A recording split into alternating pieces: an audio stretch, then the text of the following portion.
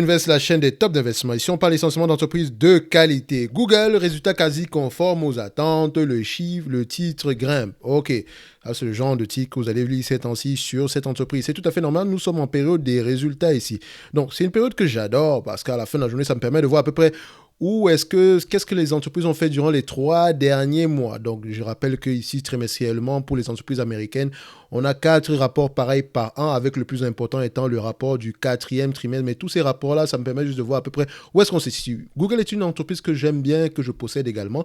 Donc, on va essayer de voir à peu près qu'est-ce qui s'est passé cette année. Donc, on prend cet article et on va lire. Alphabet, maison mère de Google, a publié mardi des résultats trimestriels quasi conformes aux attentes, laissant supposer que son moteur de recherche et ses activités publicitaires seront en mesure de surmonter une éventuelle récession dans des économies majeures au cours de l'année à venir, ce qui est tout à fait normal parce que ça ne consomme pas beaucoup d'argent non plus. Donc, le titre du groupe a progressé de 3,5% dans les échanges d'après clôture de Wall Street. Ça, c'est pas du tout important. Sur la période d'avril-juin, le géant technologique a enregistré un chiffre d'affaires de 69,69 milliards ici, soit une hausse de 13% sur un an, alors que le consensus ressortait à 69,88 milliards de dollars selon les données de Refinitiv. Donc, c'est-à-dire que normalement, ils n'ont pas atteint la cible des analyses, mais à la fin de la journée, si croissance il y a, la croissance, c'est la croissance, tant mieux. Donc, ici, on continue. Les investisseurs attendaient avec appréhension les résultats d'Alphabet, alors que les analystes s'étaient montrés prudents sur les prévisions concernant les dépenses publicitaires. Okay? Donc, les inquiétudes avaient été alimentées par les résultats décevants de Snap, de Twitter, alors que de nombreuses entreprises du secteur technologique ont revu à la baisse ou gelé leur programme d'embauche. Donc, avec la hausse des salaires et la flambée des prix du carburant, notamment les entreprises ont restreint leur budget publicitaire, même pour les publicités en ligne qui ont été considérées comme essentielles durant les confinements en vigueur face au Covid-19. Donc, la vigueur du dollar pèse aussi sur les revenus des multinationales américaines en provenance de l'étranger. C'est tout à fait normal parce qu'on a vu ça dernièrement ici sur Netflix. La vigueur du dollar va représenter un problème pour toutes les entreprises qui produisent en dollars et qui vendent en majorité dans d'autres monnaies. Donc, on a vu l'exemple avec Netflix. La vigueur du dollar a fait du mal à Netflix. Donc, quand on voit ici, on continue. Google dit ceci. Représentant 81% du chiffre d'affaires trimestriel d'affaires, les ventes publicitaires du groupe se sont établies à 56,29 milliards de dollars. Donc, il faut prendre en considération que les ventes, la publicité, c'est l'un des points forts d'Alphabet, mais également c'est l'un des points faibles. Quand un segment d'activité est trop grand, vous devenez trop fragile s'il y a des modifications, s'il y a un changement dans les habitudes de consommation dans le futur, okay, au niveau de la publicité. Légèrement inférieur au consensus qui est ressorti à 56,67. Donc, on s'en fout du consensus. C'est pas que ce n'est pas important, mais s'il y a eu de la croissance, c'est le plus important. Donc, on ne va pas chipoter pour 400 millions de différence. Donc, c'est la première fois depuis 2015 que la maison mère de Google publie des ventes inférieures aux attentes lors de 2 trimestres consécutifs après avoir déçu sur la période de janvier-mars. Personnellement, je vous dirais que Google ne m'a pas déçu sur la période de janvier à mars, ni même sur la période actuelle. Écoutez, c'est ce genre de narratif qui me dérange généralement. Écoute, Google a connu une croissance phénoménale en 2019 en 2020 et 2021. Je dis bien 60% de croissance, ça ne se ramasse pas en un jour. Et ça, personne n'en parle. C'est exceptionnel. Il y a une grosse partie de cette croissance-là qui n'a pas été répercutée cette année-ci. Donc, à la fin de la journée, en termes de publicité, ça va diminuer.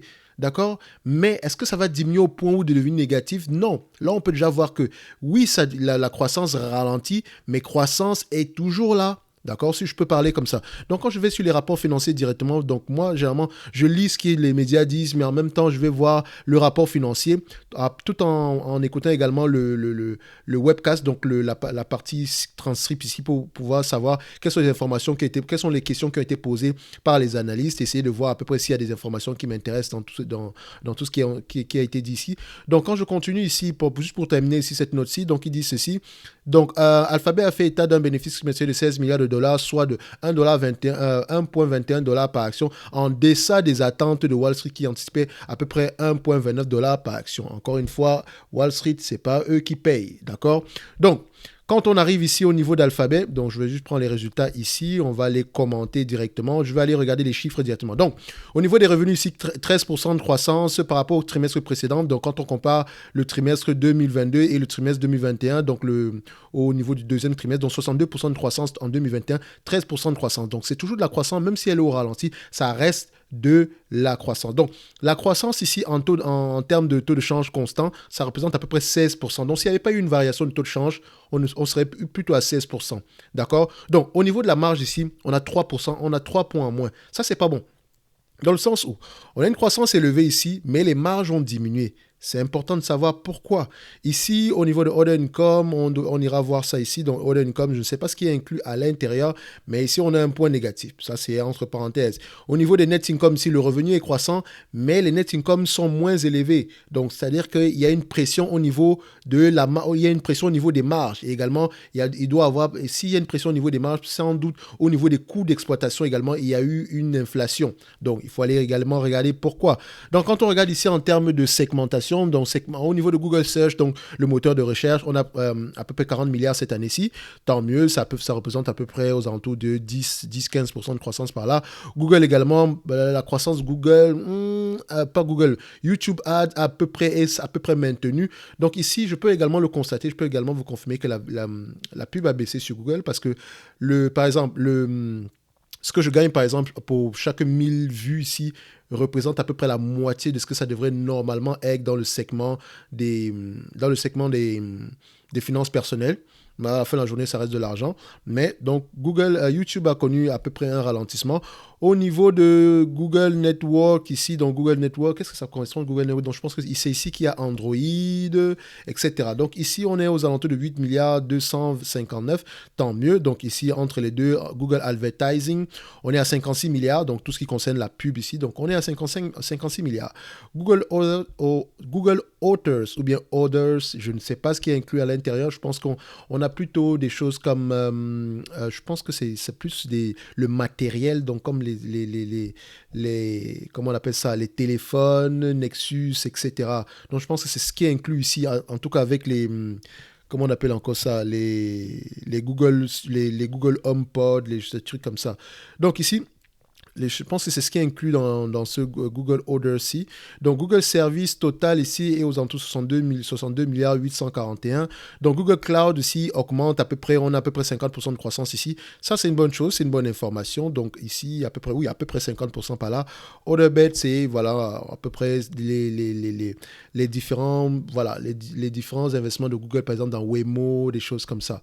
Donc, ici, Aging Loss, bon, ça, c'est pas important, mais c'est toujours remarquer juste qu'il faut ajuster ici parce que aging ici, donc c'est ça, je pense que ce sont par rapport à la couverture liée au taux à la variation des taux d'intérêt. Donc, on a à peu près ici une variation positive de 375 millions. Donc, ça doit être ajusté à zéro complètement parce que ça ne fait pas partie du day-to-day de l'entreprise. Donc, ici, dans tous les cas de figure, ici, le nombre d'employés a augmenté drastiquement. On a à peu près 20 à... Je pense ici, si je calcule bien, on a augmenté le nombre d'employés. Il y a une différence ici de 30 000 employés en termes de différence. Donc, 30 000 employés en supplément. Donc, si on calcule bien ici, on est aux alentours de près de 20% en plus pour le nombre d'employés. Donc, c'est la raison pour laquelle il y a une pression à la baisse au niveau des coûts d'exploitation. D'accord? C'est pour ça que les bénéfices nets n'ont pas également augmenté, ils sont restés à peu près stables. Donc, vous pouvez le voir ici au niveau des défenses, des revenus opérationnels ici. Google Service ici est resté à peu près stable. Google Cloud ne rapporte pas d'argent. Otherbet consomme plus d'argent que toute autre chose. Et voilà, tout ce qui consomme les corporate, etc. Donc, c'est des éliminations. Donc, ça veut dire qu'ils font du business entre eux ici, donc ce qui revient souvent en corporate, etc. Donc, ici, quelle est mon appréciation des résultats? Personnellement, les résultats actuels je pense qu'ils sont plutôt bons. Pour la période qu'on vit présentement, je m'attends à une entreprise qui a les capacités de souffrir. Et je pense que c'est le cas de Google. Est-ce qu'ils ont les capacités de pouvoir continuer à croître dans le futur? Oui. D'accord? Donc, à la fin de la journée, ces résultats-ci sont à peu près corrects. D'accord? Déjà que l'entreprise était déjà sous-évaluée avant même que je l'ai acheté. À la fin de la journée, j'espère que le prix va continuer à baisser. J'espère que les opérateurs de marché vont réagir négativement parce que par rapport à ces résultats-ci, moi, je reste comment on appelle ça? je reste à peu près optimiste par rapport au futur de cette entreprise-ci. Donc, quand on regarde ici Alphabet en termes de stock ici, on a à peu près 4% pour l'année par rapport à l'ouverture demain matin. Donc, ils ont apprécié les résultats financiers ici. Tant mieux pour eux. Soit à la fin de la journée, moi, j'aurais bien voulu que ça continue à baisser. Donc ici, j'avais fait une analyse sur Google et selon ce qu'on avait, ce qu'on avait estimé sur Google, était aux alentours de 200 à 250 dollars l'action, donc ce qui revenait à peu près le double de ce qu'on a ici aujourd'hui. Pour une raison simple, si on prend en termes de marge constante ici, c'est une entreprise qui est à peu près aux alentours de 20 fois, qui se négocie à peu près à 20 fois les bénéfices ici. Donc si on se négocie ici à 20 fois les bénéfices divisé ici par 1,6, donc 60% de croissance, 10% de croissance sur les 5 prochaines années, ça revient à peu près à payer l'entreprise en date d'aujourd'hui à 12,5 fois les bénéfices. D'accord? Donc à la fin de la journée, il y a un potentiel de croissance énorme. Donc ici, ce n'est que 10% de croissance, et 10% de croissance des revenus n'est pas synonyme de 10% de croissance des bénéfices nets. Ça peut se traduire par des bénéfices nets plus élevés, et c'est ce qu'on espère ici, c'est ce qu'on pense avoir sur cette entreprise-ci. Donc, quand on continue à lire les rapports financiers ici, au niveau du bilan, alors, est-ce que le niveau d'endettement a changé? La dette reste à peu près correcte. Ici, long terme, ça reste la même chose. Le cash, on a un tout petit peu plus de cash ici. Donc, Google a à peu près 140 milliards en termes de cash en date d'aujourd'hui. C'est déjà, elle a la capacité de souffrir à la fin de la journée. C'est ce que j'aime. C'est ce genre de compagnie ici.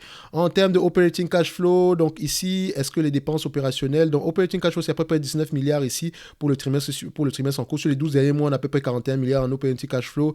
En termes d'investissement, ils ont investi à peu près 11 milliards, une différence par rapport à 16 milliards l'année précédente. Donc, on a à peu près des free cash flow ici par rapport aux 12 derniers mois de 30 milliards par là. Donc, les free cash flow sont de 30 milliards par là. On a racheté des actions ici à peu près pour 15 milliards. On a remboursé, enfin, on a également émis de nouvelles actions pour les employés, etc. Donc, on a repayé 13 milliards pour la dette. Donc, c'est à peu près correct ici. Donc, quand on revient ici au niveau au niveau ici des états financiers d'Alphabet à long terme, qu'est-ce qu'on peut observer, on peut faire comme observation. Ici, on avait à peu près, je pense qu'ils n'ont pas encore eu à modifier les chiffres ici. Est-ce que c'est le cas? Je pense que les free cash flow ont déjà eu à être modifiés à partir de ce niveau-ci, parce qu'à peu près on a 655 millions d'actions ici en date d'aujourd'hui, pour à peu près sur les 12 derniers mois, à peu près 100 millions en termes de free cash flow. Donc si on fait 100 millions multiplié par le nombre d'actions ici, on est à peu près à 60 milliards par là. Est-ce que c'est le cas? Je vais juste vérifier ça ici. Juste pour vérifier si c'est le cas. Donc, on va juste faire ici. Free cash flow. On va vérifier. On a des free cash flow d'une soixantaine de milliards ici qui sont très élevés par rapport à ce qu'on a eu l'habitude d'avoir. Est-ce que c'est durable? C'est la question qu'on va se poser. Les net income également ont l'air d'être à peu près au même niveau ici. Quand on regarde ici en termes de marge, les marges ont dû augmenter par rapport à l'année 29% ici, 29% ici. Donc le revenu ici actuel est aux alentours de combien? Donc on avait un revenu aux alentours de combien pour cette année-ci? On va aller regarder ça là. Alors, on a un revenu de combien? On a 40 milliards, non pas 40 milliards. Total des revenus, 69 milliards ici. Donc, si je le multiplie ici là par 4, 1 fois 4, admettons qu'on a ça ici, multiplié par 0,3 fois, donc 30%, multiplié par 20 fois les bénéfices ici, 1 milliard 680, 1 milliard 680 ici par rapport à la capitalisation boursière ici actuelle. Ça revient divisé ici par le nombre d'actions, ça revient ici à diviser par 0,665. Donc c'est à peu près 2. Ok, donc ils n'ont pas encore pris, on n'a pas encore pris en considération ici le stock split. Donc normalement ici le split ici est aux alentours, je pense que c'était un 20 pour 1, donc divisé ici là par 20, je pense que ça va revenir ici à 126 dollars à l'action. Maintenant, si on prend en considération la croissance future, etc., l'augmentation des marges, si la croissance est nette de 10% sur les 5 prochaines années en moyenne, on sera à peu près une valorisation de 202 dollars à l'action. Et ici, je n'ai que pris 20 fois les bénéfices et je n'ai même pas pris en considération le cash net ici. On a du cash net de près de 175 milliards ici. Donc, on a à peu près 175 milliards ici en termes de cash net ici. Divisé ici par le nombre d'actions, on sera à peu près à combien? Alors, divisé par le nombre d'actions ici, enfin, on va déjà diviser par le point 665 ici, d'accord, divisé par 20, d'accord, donc ça va nous faire à peu près, voilà, 215 dollars l'action par là. Donc ici, il y a toujours une opportunité d'investissement ici. Donc s'il n'y a pas de croissance ici des revenus ni quoi que ce soit, c'est une entreprise qui vaut aux alentours de 126 dollars l'action à 20 fois les bénéfices. Donc cette entreprise est sous-évaluée en date d'aujourd'hui. Donc je pense que les résultats ici actuels, ils sont à peu près corrects par rapport à la conjoncture actuelle. Donc, vu que les résultats de Google sont plus impactés par le niveau, la dépense en termes de pub ici, donc je pense que à la fin de la journée, si en période de récession, la pub tend à diminuer, mais ça ne veut pas dire que Google va faire faillite ou bien ils ne vont pas faire du chiffre. Ils vont faire du chiffre, mais peut-être moins que d'habitude, mais il y a un énorme potentiel à long terme, sans compter les différents segments comme le Google Cloud qui m'intéresse plus que toute autre chose ici, et ainsi que les services au niveau d'Android également. Donc, je pense qu'on a un bel avenir pour cette entreprise-ci. Si elle venait à vous distribuer la totalité des free cash flow en termes de bénéfices nets ici, en date d'aujourd'hui, quel est le rendement que vous allez avoir? Donc, par rapport au prix actuel, vous allez plutôt avoir, par rapport aux prévisions également, vous allez avoir peut-être un rendement aux alentours de 6,20, donc un rendement de 6% par rapport au prix actuel. Et on ne prend même pas encore en considération la croissance. Donc, Google représente une opportunité d'investissement en date d'aujourd'hui. Et ça ne prend même pas en considération la croissance. Donc, toute croissance supplémentaire sera un bonus. Donc, si je me dirais que j'aime bien ce que je vois, dont les résultats sont à peu près corrects, et j'espère que l'action va se casser la gueule, parce que moi, j'aime quand les actions les entreprises que j'achète, j'aime bien que les actions se cassent la gueule, parce que comme ça me permet d'acheter à un prix assez bas, d'accord? Donc, ici, on reste une valorisation aux alentours entre 215 et 250 $ l'action par là. Donc, le prix actuel représente toujours une opportunité d'investissement. Sans croissance, ici, le prix actuel est correct. Et si on va plus bas que ça, ce n'est que du bénéfice. Donc, ici, on se donne rendez-vous sur la prochaine vidéo.